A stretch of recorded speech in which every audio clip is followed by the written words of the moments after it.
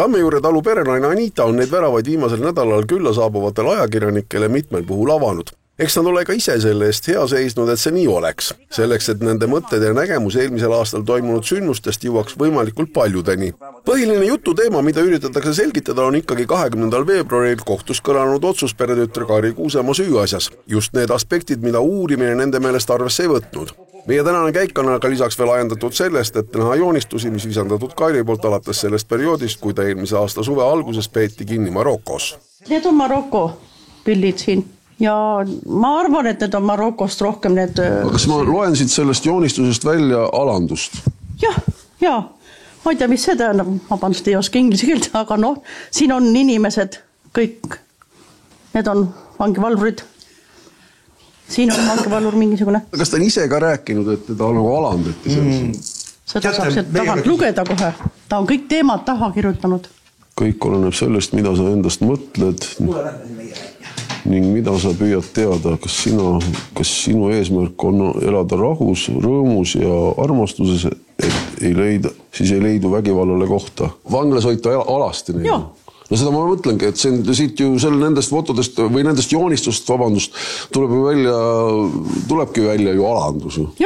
Inimväärikus ja kõige selle puudumine. Tore, et teemonid täna tulite. Tulge homme jälle. Peame aeg-ajalt vestlema.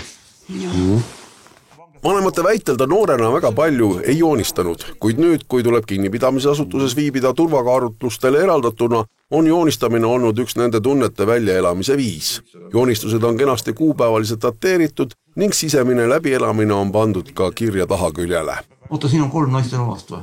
Ilmselt see ongi see ainuke kord, kus... Ebakindlus, kõhklus, eksimus. Ta seda, kes need on, saab ja... See on see, kui ta ainuke kord politseiga on kohtunud. See samu 17. hommikul. Ilmselt siis tuleb nii välja. See on kirjad kõik. Asitõendid. Politsei. Kus eile olid?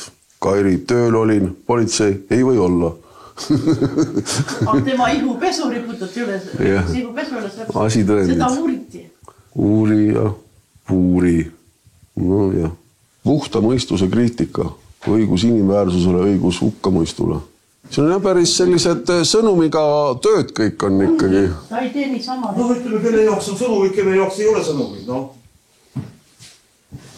See on Kairi kõrgoht, tema on kõrgohtlik. See on vaimuhaiglaseks, on sealt kõrgohtlik ja tema vanginumber on see. Temal ei ole nime, temal on number. Tal on kaelas need number. Teda koheldakse kui kõrgohtliku vanglas, jah? Ta on praegu isolaatoris. See on tema enda turvalisus huvides. Seal ei ole mitte midagi, vanglal ei ole mitte midagi ette heita, vangla on tema käitunud väga hästi alguses peale. Pereisa Teedul on aga kogu pildigalerii ja muude emotsioonide taustal jäänud arusaam, et mida vähem lähedased teavad, seda parem neile. Aga ta võiks meiega rääkida selle teemal. Võib-olla tõesti ma lihtsalt muretsen ilma asjata. Ütleme nagu siin meediaga teiega praegu suhtlen ja võib-olla ma paugun tõesti ilma asjata. Ma ei tea ju seda. Aga miks nad niimoodi käituvad? Väidetavalt on neid emotsioonide kirjeldusi joonistuste abil valminud veel. Kõik need tööd pole aga veel vanglamüüride vahelt välja jõudnud. Esimese astme kohtuotsus Kairi Kuusemaa osas on tema kaitse poolt aga eelmise nädala lõpu seisuga edasi kaevatud ringkonna kohtusse.